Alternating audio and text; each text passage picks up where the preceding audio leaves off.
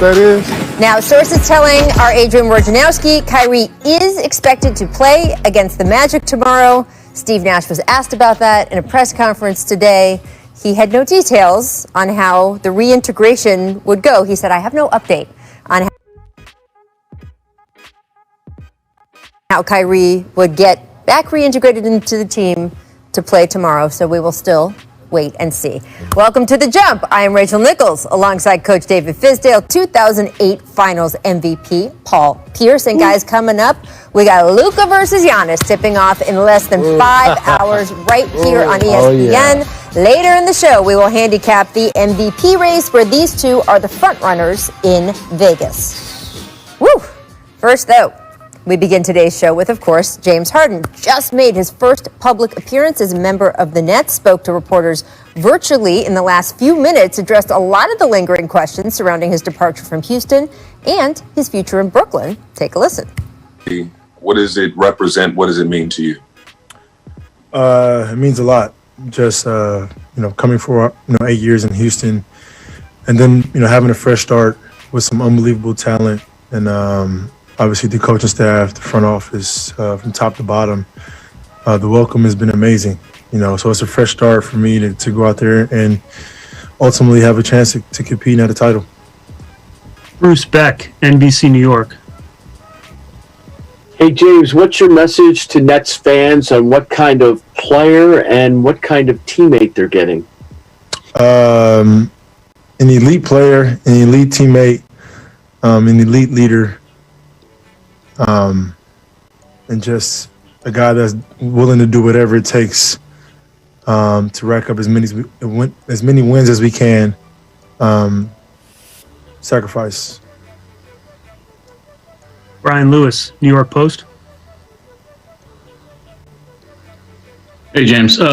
Welcome. Following up on that, I mean, you've proven yourself to be an elite player, and KD's an elite player, Kyrie's an elite player. All you guys have had the ball in your hands and been asked to make big shots. I'm curious how the three of you make sure that you guys come together and keep the main thing, and find a way to gel for the greater good. Chemistry, sacrifice, and like you said, we're all elite, so depending on the game, depending on, what's going on throughout the course of the game, that's going to determine who gets the ball and who makes the plays. We're all unselfish, we're all willing passers, and we play basketball the right way, and that's all that matters.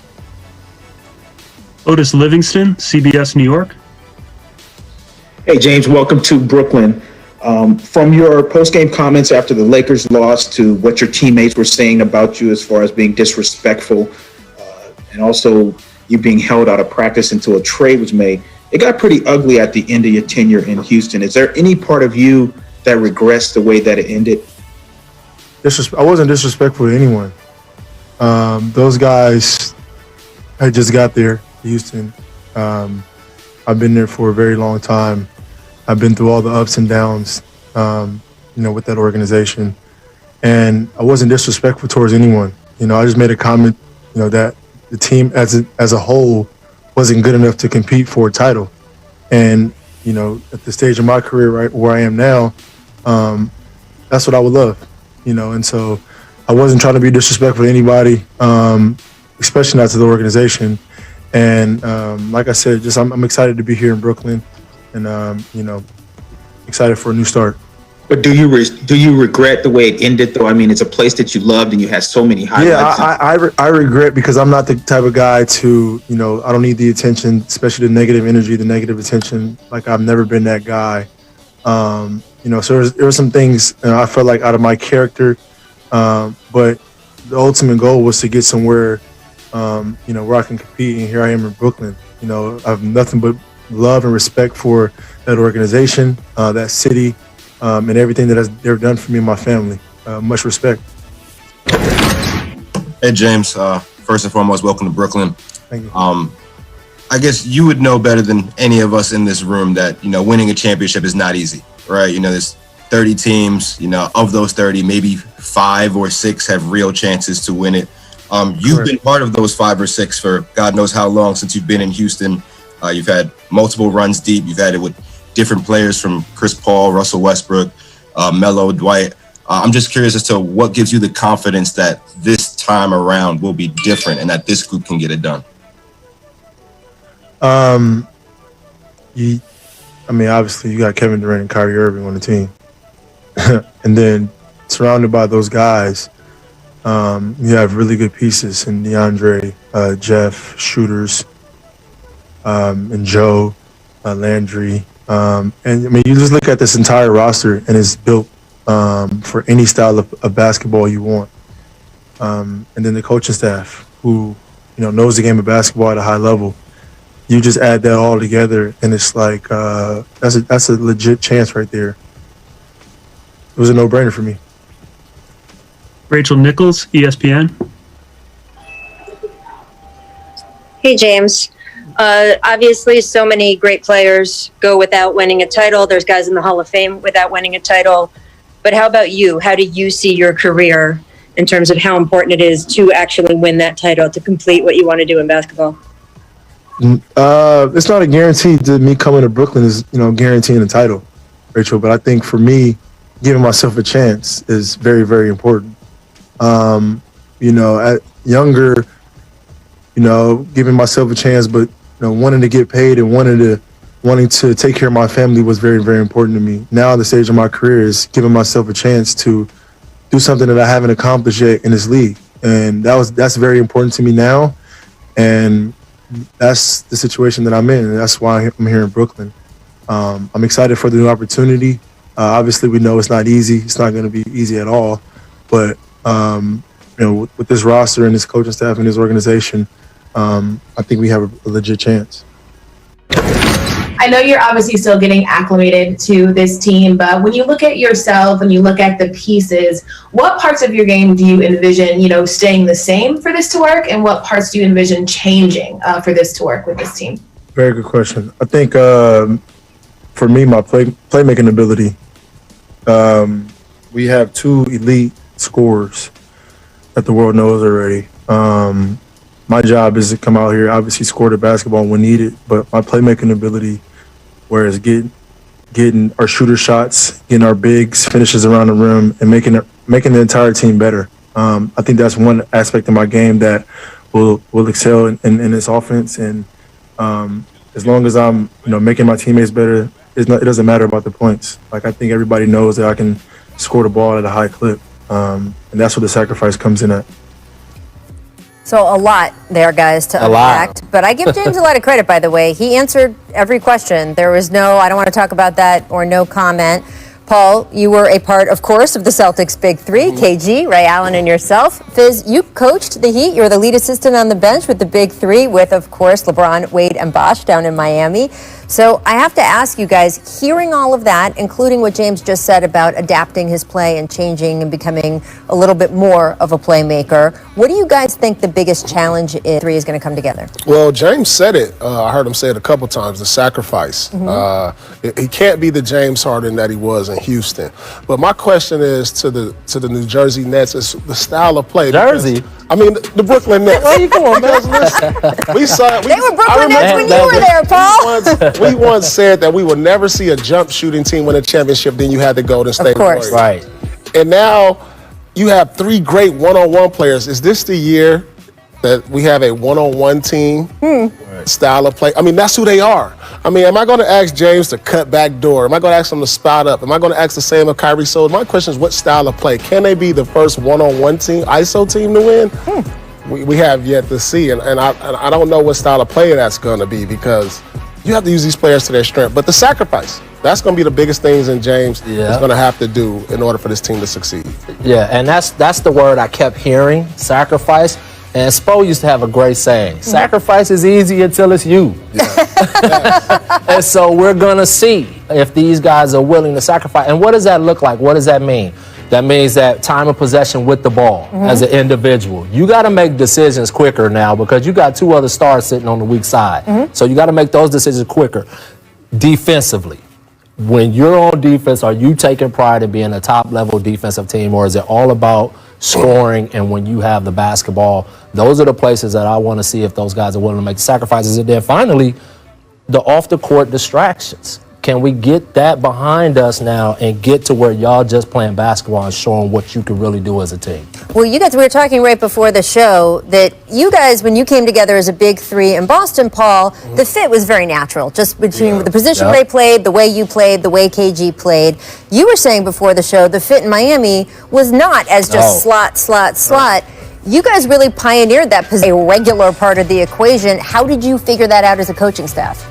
Pain, losing to Dallas, really suffering and having to go through that because Dwayne and LeBron were so dynamic with the similar type of basketball game where they needed that ball in their hands a lot. And ultimately, it did come down to us adapting as a coaching staff, but also when we talk about sacrifice.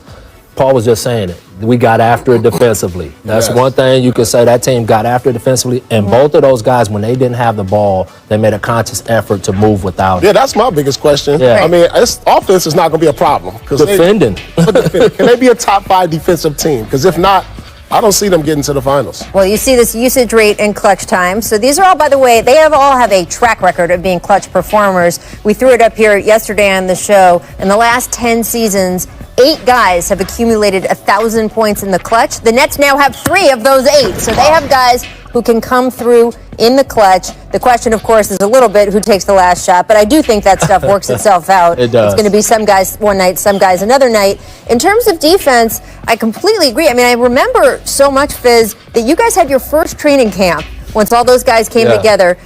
Eric decided to hold it at a military base, and that you guys ran only defensive drills for the first few days, week? It was at least 3 or 4 days that we just went straight defense, and it was to set a tone at a military base because we was getting ready for them.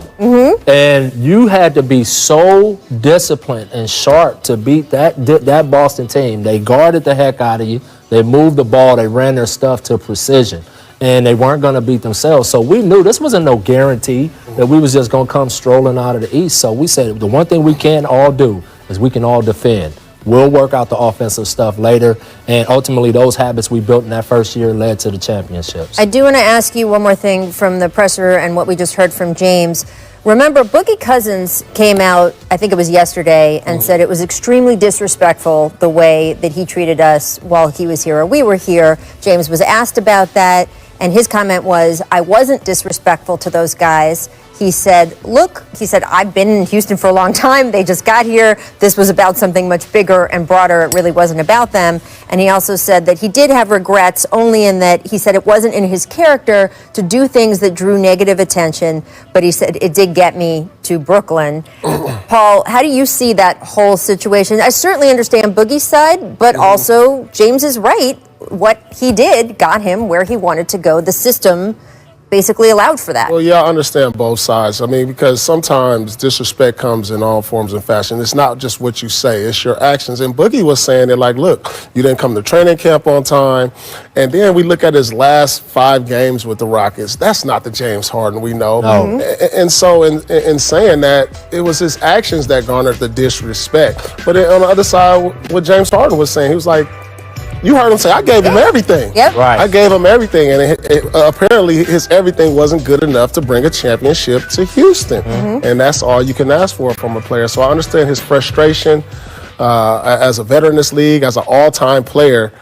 He's made all the money, shoe contract. He's done everything you could do in the game of basketball. Now he just wants to win a championship, and it got frustrating for him. Coach Steve Nash was asked about this also this morning, and I'm just read off my laptop here for y'all. He said, I think James carried that team for many years. He said gave them everything he had. So since he asked for a trade, he said, I think that, this is Steve Nash, he said, I think this was a very small sample size since he asked for the trade. And he said, it's fairly irrelevant if you're discussing James's overall character or whether he's going to be a problem or not. I have to think you'd agree with that, right? I totally agree, and I think James Harden now really he sees the trophy, and so you're going to get the best of James Harden right now. I really do believe that, and I think when you get into these tussles, these squabbles, it's always going to be a little messy. But let's be real about it. At the end of the day, everybody won. Yep. Houston got a heck of a deal with the players they got, the picks that they got, the exceptions, all of that good stuff. And Brooklyn got a hell of a all-time player like he talked But about on both dude, sides. in any situation, do we expect a relationship breakup to No. be smooth all the time? I can't remember one. I can't remember one. You know, that's just the way it is. It happens, but it is certainly unusual. And Paul, I would like to say that Brooklyn has now given away pretty much the same, The whole farm. that just compared to your trade, what they gave away for you, maybe that wipes some of that slate clean as well. All right, guys, before we go, the NBA just announced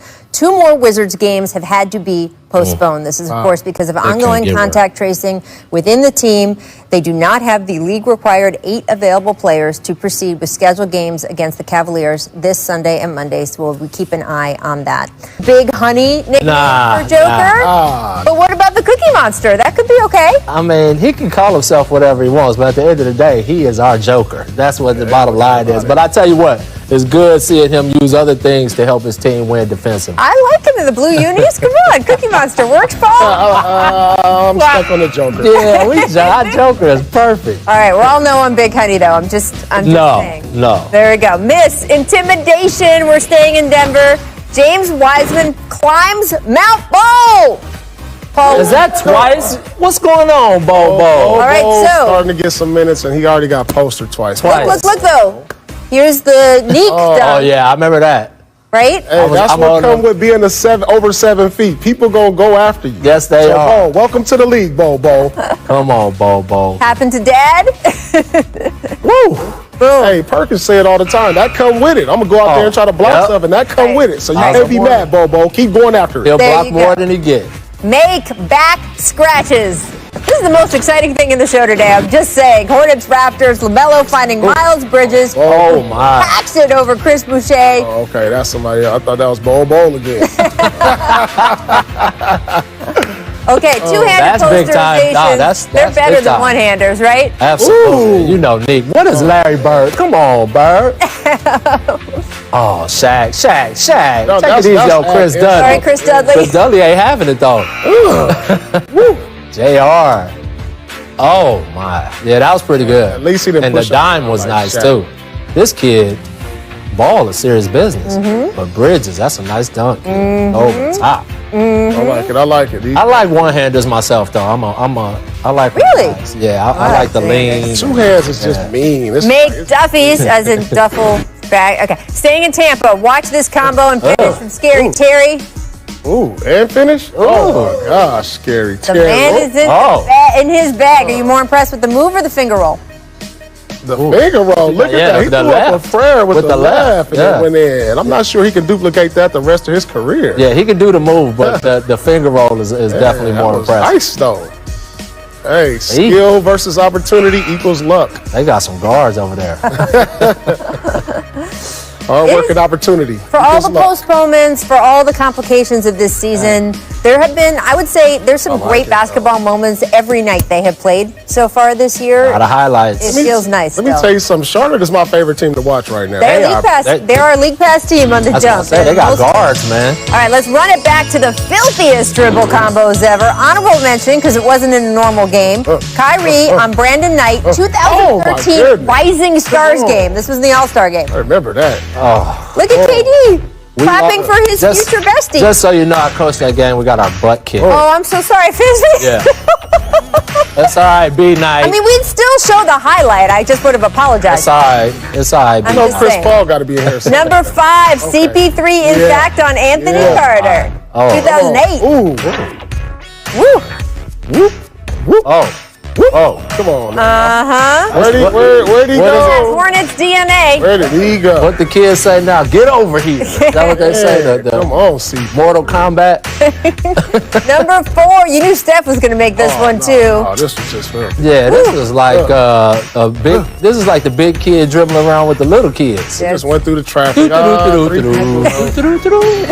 Some Globetrotter stuff. That's like what the players do at the camp versus the little kids. Yeah, that's what I'm saying. The dribble game. Like, I need y'all to come guard. 3 kids come guard. And you just dribbling around. By the way, Steve Kerr said several times during that season, I'm supposed to tell Steph bad shot, but it's Steph. I don't. 2015, Kyrie takes on the entire Spurs team. This dude, he's I think in NBA history, he's got to be top 5 skill players of all time. I think. I think you could go higher What in do the you top think? 5. Just skill, handle, shooting, finishing. Finishing around the floating. handles and finishing around the basket. I mean, I don't know how many It is guys. a short list of the 3 that he is on. He up there with Isaiah. 2000, Yes, he up there, top 5. He up in the top. His godfather's Rod Strickland. Just saying, 2000, Stevie Oh, not franchise. taking on poor Troy Hudson. Oh, T. Hud. Come on. And you knew this was number 1. You knew it. It's our greatest living American, Allen Iverson, on Michael Jordan. We put that on there because it was Jordan. Because Jordan, Just 'cause it's Jordan. Jordan was kind of still there. Yeah, I know he made it back in the play. It wasn't a total like he gone. It was Bulls Jordan, so I don't hear any excuses. But it's That was Jordan. not Wizards It's Jordan, Jordan. and it was Allen Iverson. And if you're having that Kyrie conversation, Allen Iverson's in it. No? We didn't have any Tim Hardaway Sr. up there. That is true. What are we doing here, people? The two Texas two-step, bop, bop. They used to disappear out the screen That when he is hit them true. with that. That's so. true. That Hardaway crossover. We had him on the show like 2 weeks ago, and we showed a bunch of clips of him, though. So I'm just saying, we repped for That's him on the my job. man. Oh. Coming up next, Paul and Fizz are going to tell me who their MVP frontrunners are right now. We're counting down to the Luka versus Giannis game tonight on ESPN, and those two are getting a lot of attention from Vegas odds makers. We'll discuss. And here's what. Kill the game, that's what everybody say. Take real dedication when you trying to be great. Put it in his hands and great things are gonna happen. Giannis to the rim, battering ram mode. He's unstoppable. I just want to be a legend. I just want to be a legend. Here's our star-studded NBA Friday doubleheader on ESPN and the app. Luka and the Mavs taking on Giannis and the Bucks at 7:30 Eastern. Then it's Zion and the Pelicans squaring off against LeBron, AD, and the Lakers. That's going to be good. Coverage starts with NBA Countdown at 7 Eastern. Welcome back to The Jump. I'm Rachel Nichols, Paul Pierce, David Fizdale. Guys, as you saw, Mavericks-Bucks on ESPN tonight, which means Giannis Antetokounmpo and preseason odds-on MVP favorite, Luka Doncic. So, Paul, who is your MVP frontrunner now that we're a few weeks into the season? And remember, it's a shortened season, so we're further in than we used to Those are some great names. Giannis been MVP. Luka Doncic doing his thing. Right now, I got to go with the Joker. Okay. I mean, he's dominating the game. He's averaging a triple-double. We've never seen a big man pass like this. I mean, he's leading the league in assists. He's averaging a triple-double. Yeah, I know that the Nuggets are like, 6th seed right now, but if they get up to like a top 3 seed, I really believe he should be the MVP. I mean, we've never seen a center lead the league in assists. Wow. If he does that, along to go with the triple-double, That's impressive. I think he should be MVP. Definitely, I think that you make a great argument for him. Right now, I got Luka. Okay. I think because look at what Luka did without Kristaps Porzingis. To have this team at the record that they're at in the West. Look at the numbers right now. Luka, the assist is what does it for me. He averages 8.3 assists. That's the defining number I think right now that puts him in the front and what he's done without him. But I think something else to say too. We haven't gotten to see this Mavs team at full strength. Yep. And I think a lot of people have been saying they need one more piece. And I'm not sure about that yet because I think Kristaps matches up as well as anybody with AD, right? And then you have to account for Luka when you look at LeBron. But Tim Hardaway Jr. has been putting up numbers, and everybody keeps talking about third scorer. This dude's averaging 18 a game. He's had 2 30-plus games. People better start taking recognition of that. And then they got Josh Richardson. I think Luka and them, if they could stay healthy. I mean, it's part of why tonight's Bucks matchup is so interesting, right? Interesting, because you got yes. a very good team that they're going to have to square off against. I would just throw in there Joel Embiid into the mix right now. Had off to a great start. I was throwing Kevin Durant into the mix because I didn't feel like playing with Kyrie disqualified him in any way from being voted on.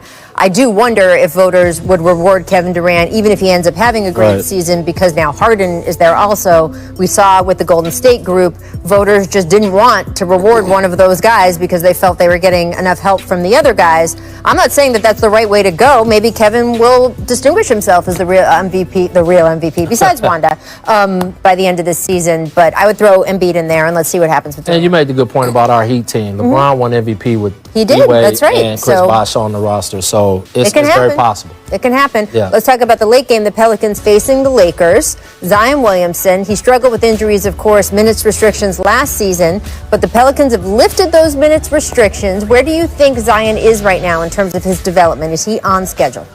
Are you asking Paul? Or I'm me? asking Mr. Pierce. Yeah. What you got? Yeah. I mean, you're in your second year. You averaging 21 a night. Your team is going to be in contention for playoffs, and there's no denying his impact and excitement, the excitement he brings to the city of New Orleans. He's right on the right path going toward where he needs to be, and I think he will be an all-star this year.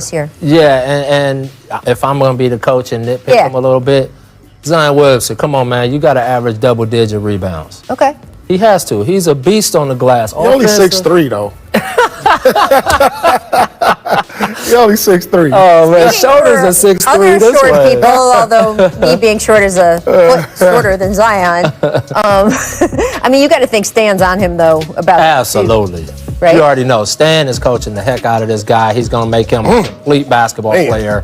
I think we got to look at the body of work of Zion over years because he's already ready to go to impact the league. So I think it might be too early to ask, is his development in the right place? He's already doing what we thought he was going to do. I think it's a good question and an interesting point only because I think the Pelicans are doing it the right way. And we have seen teams try to rush in prodigies or maybe not use them the right way early and it impacts the rest of their career. It has felt so far that they're doing it the right way. When you got Brandon Ingram over there, that's you right. can take your time a little bit because Brandon Ingram is balling. Amen. All right, I want to talk about the Grizzlies. Ja Morant is listed as questionable for Friday's game. This is tonight against the Timberwolves after missing more than 2 weeks with a left ankle sprain. Remember, his initial timeline was 3 to 5 weeks, so he's coming back early. The Grizzlies have gone 4-4 in his absence, which, frankly, a lot of people thought they couldn't do. Right. So what do you think his impending return means for Memphis, Coach?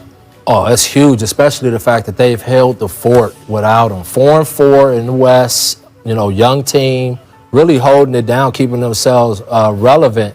And we know what he is. This guy is dynamite. When he's one of the guys I would pay to go see. He is electric. And so getting him back and you held the fort down, I think it built a lot of confidence in everyone else. Good point. Too, and now he's coming back healthy, ready to go. I think that's really going to elevate them and give credit to the coaching staff. Coach Jenkins has done a great job with his staff of getting these guys to commit defensively.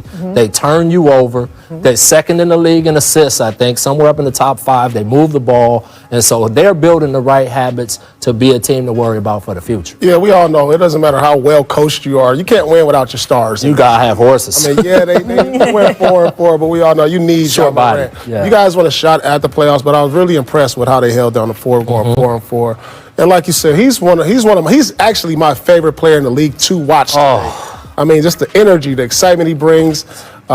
He's a superstar in the making. If he can stay healthy, hopefully he can guide this team to an eighth seed that they had in their hands before the bubble. Yep. And like so many of the young stars in our league, just such a good, thoughtful kid off the court, too. So really lucky for Memphis to have him. Coming up, you heard the bell. You heard the bell? I hear the bell. There you go. I'm prescient. Look at that. Means we're playing another edition of the Stat Market. Nikola Jokic currently averaging a triple-double, as Paul noted. We're going to ask if you buy or sell. He can do that for the rest of this. You buy or sell whether you think those trends will continue. So first up is Joel Embiid, shooting a career-high 54% from the field this season. It's kind of surprising he's never shot 50% from the field in his career. Yeah, that's shocking. Right? I would have never guessed that. So, Paul, do you buy or sell Embiid finishing above 50% this season? I'm buying it. He looks like he's in the best shape of his life. He hired a nutritionist. He is out here balling and should be in the MVP conversation. Yes, Joel Embiid surprisingly should be over 50% for a career, but I truly believe he will this year. Surprisingly, Joel, when I see you, and now that I know that, I'm going to be on you, brother. You cannot be that dominant of a scorer shooting in the 40 percentile. I'm sorry. I'm not having it. So he better stay above 50 this year. Doc, call me if you need me, because I'll come out there and get after him. This dude is a monster. And he's got the skill level. Obviously. Yeah, there's no reason he shouldn't get that for the rest of his career, be over the top of 50% with that kind of skill set and that ability. Now, I know he shoots threes and mixes up his game and stuff like that. But still, even with that being said, he should be a higher percentage player from that. That was surprising. Well, he is very now. surprising. He is now, and he does have the best quote of all time about shooting. He said that when he was growing up very far from the NBA and wanted to learn how to shoot better and shoot from more distance, he said that he went to YouTube and put in white guys shooting threes. And that he just learned from there, even though he wasn't getting the game on a day-to-day basis. So. There you go. Next up, Nikola Jokic, who is currently averaging a triple-double. Only Russell Westbrook and Oscar Robertson have ever done that over a full season. But as we discussed in the last segment, game never seen a guy quite like Jokic. So do you buy or sell, Coach, Jokic averaging a triple-double? I'm buying it because I want to see it. Okay. You change your answer here. I changed my answer because I think it's so hard, especially for a big, but he's just not normal. Right. He's not normal, and I just have to accept that this guy is special. The way he moves the ball, the way he sees the game. Look at the placement of his passes. LeBron is one of the only few guys that I've seen in my life put the ball right there. He always puts the ball right there from a timing standpoint. The scoring and the rebounding is going to be there. Can you keep the assists at that level? And I just think this will be awesome if he pulls it off, so I am buying it. Look how much higher his pace is than Wilt, though. Rach, sign me up. Yeah? I'm buying. You're in. When I look at these, look at the way he causes so much attention when he gets the ball. If you notice that every time he got the ball in the post, he got double teamed. He got guys cutting. He has shooters. Then what's the most surprising thing is his ability to get the rebound and push it.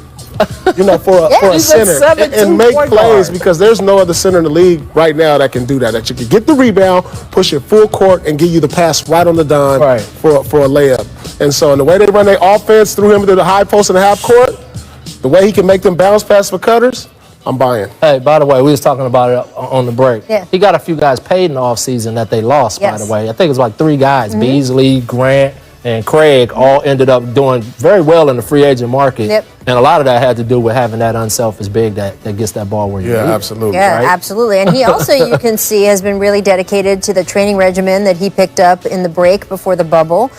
He's now walking around telling other people on the team, he told Tim Conley, he said, you can't eat peanut butter and jelly sandwiches with too much sugar. That's bad for you, which is pretty amazing. I think if you're Michael Malone, you're pretty excited to hear that he's the one who's monitoring other people's eating habits.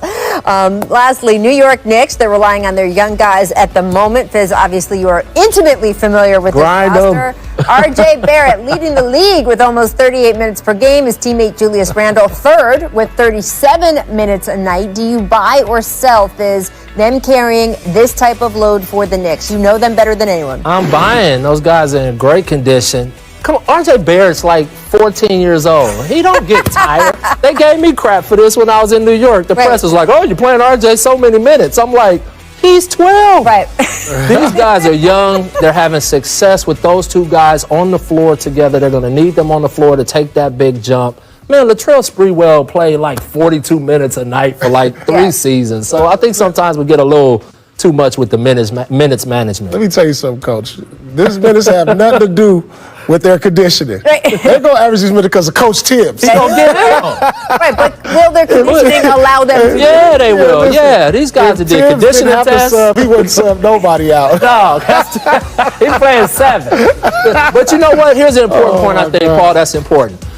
For them to make this jump that they want to make, they're not playing to get to the end of June like the finals. They're trying to get into the playoffs. Yes. And so for them to make that jump, he's going to play his best. Point. Yeah, and so it's not like he's wearing them out for June. Right. So he's going to play them out to get that team to take that big jump that they need to no take. And those 2 guys can take. No load manager with him. There you go.